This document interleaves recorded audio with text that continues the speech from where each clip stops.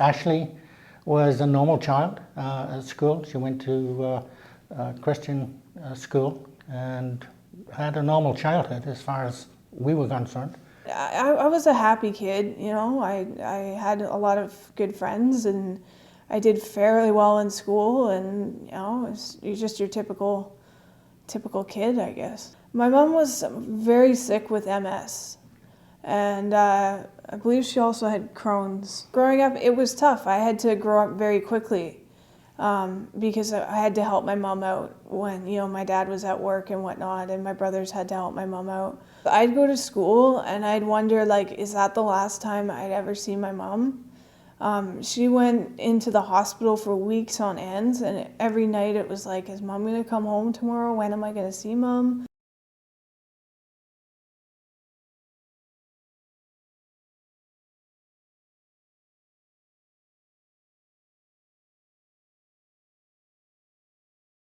She started showing signs of anger,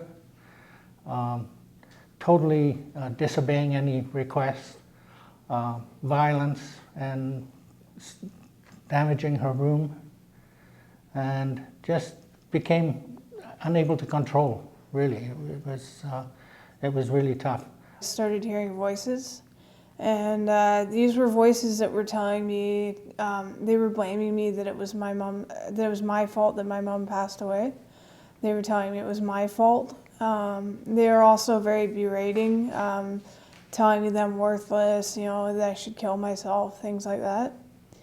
And I was totally scared out of my mind because I didn't know what was going on in my head. I had never even heard of a mental illness before or what it was all about.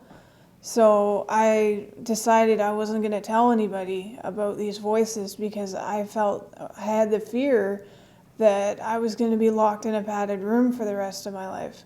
I thought maybe teenage angst or hormones or just teenage rebellion, whatever it may be.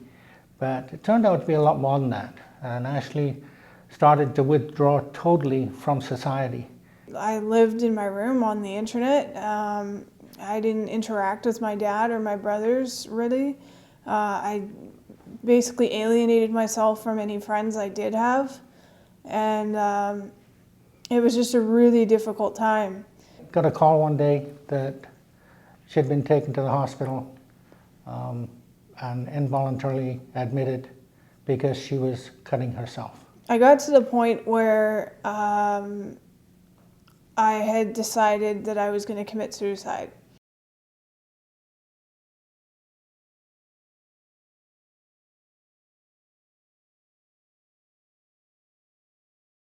She came home after about 4 weeks, and we were sort of trying to return to normal, but things didn't get much better. They really deteriorated again, and she ended up going back in the hospital because she had not been taking her medication. Again, she was in there for, I think, about 3 weeks. And I was very fortunate in the fact that she realized at that time that in order to quieten the voices that were really bothering her, she had to take a medication, and that it did help her. And all this time I really didn't know about the voices. I didn't know the agony that she was going through. So it was only after weeks and months that she opened up to me, and we really got to understand what was going on. As a parent, I had a full-time job. I had other children that I was trying to raise. And it was tough, I admit, but I realized when Ashleigh got sick that in order for me to be able to help her, I had to learn as much as I could about mental illness. So that's basically what I did. I just jumped in and learned everything I possibly could.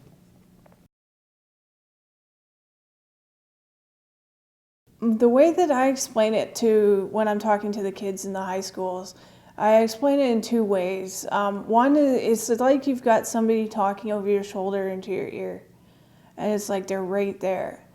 And another example that I tell them is put on a pair of headphones and have a voice saying, "You're worthless, you should kill yourself, jump out in front of that car, take that bottle of pills," things like that, constantly over and over. That's what it's like to hear voices. It's like an audio track going and different voices saying, you should kill yourself or whatnot.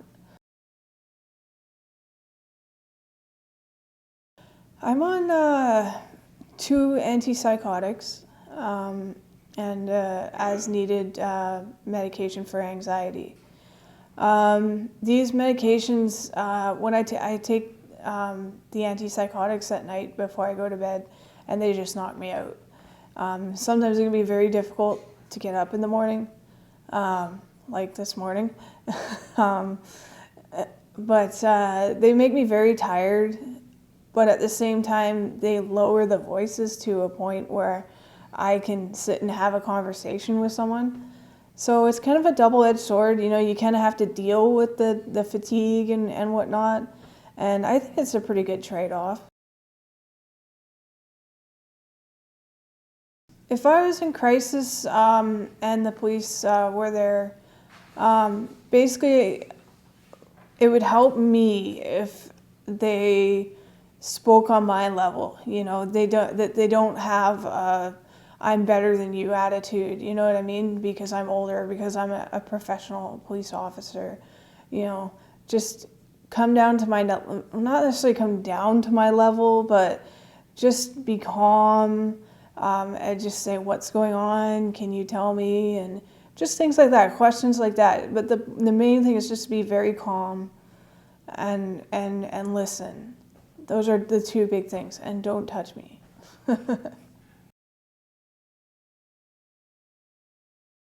It's such a well-known phrase, but it's a permanent solution for a temporary problem. And if you can kind of relay that to the person, maybe not just say that, but kind of relay to the person and just say, "Hey, it's okay, you're going to be fine, just, relax." That's the whole thing with me. Like, if there's an officer who's going, who restrains me right away or something, that's not going to help me. What will help me is an officer that would be like, "Okay, Ashleigh, let's talk about it. Let's talk about how you're feeling. Let's walk through it and walk through the steps of how you got to this point." I think that would be very helpful. A person might be really hearing the voices and screaming at them in their head, and they may not be very responsive to the police. So if the police can just understand that they may not be talking because of inside there's so much turmoil. The biggest issue right now is anxiety, because the illness did change over time. She had a lot of psychosis initially, and then developed obsessive compulsive disorder, which led into a severe anxiety, which she still has to this day. And the anxiety can be totally debilitating to a point where she goes into a panic mode. Usually when I'm having like an anxiety crisis, I'll phone my dad and I'll just say, "Dad, is this going to make me sick? This happened and then this happened and then this happened." Like I string along my anxieties. And it really helps me because my dad, he just, with a calm voice, just says, "That's not a problem. You don't have to worry about it." That's the biggest thing that helps me is when he says, "That's not a problem." That's a good trigger for me. That's like, okay, it's not a problem. That's not going to make you sick. That's an irrational thought.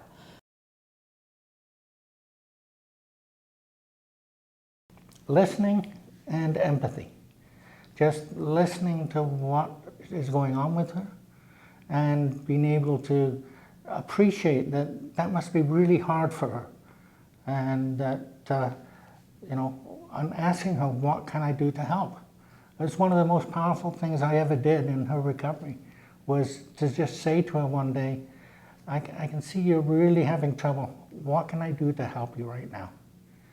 And it was like flipping a switch. It really was. Made a big difference.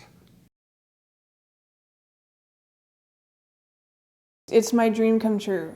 You know, once I started getting well and started progressing with my illness and learning how to deal with it, it was my goal to go to high schools and talk to kids and let them know that they're not alone and that they don't have to hold the voices in for 2 years like I did and suffer in silence.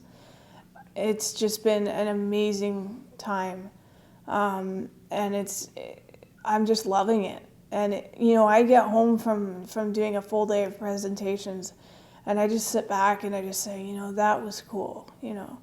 And you get the odd kid coming up to you and saying, hey, you really impacted me with what you said, you know, and that makes it all worth it, you know.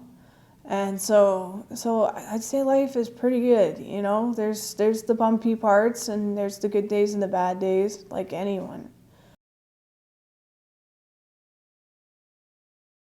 I think the biggest part for them is having a support network, and I just like to say that my dad is the most incredible support I could ever have, and he's been there from day one with my illness, and he's read all the books and he's taught all the courses and he's attended all the courses and he's learned everything he possibly can about mental illness and what I'm going through, and I owe so much to him, and you know, I love you, you know.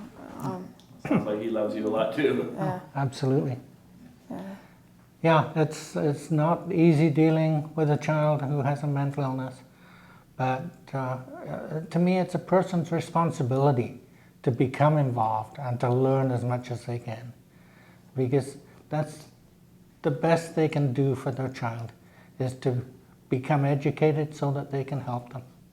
If mental illness is treated, then people can live a normal life. It's only when they stop taking medication or when the illness is not treated when it becomes a real issue.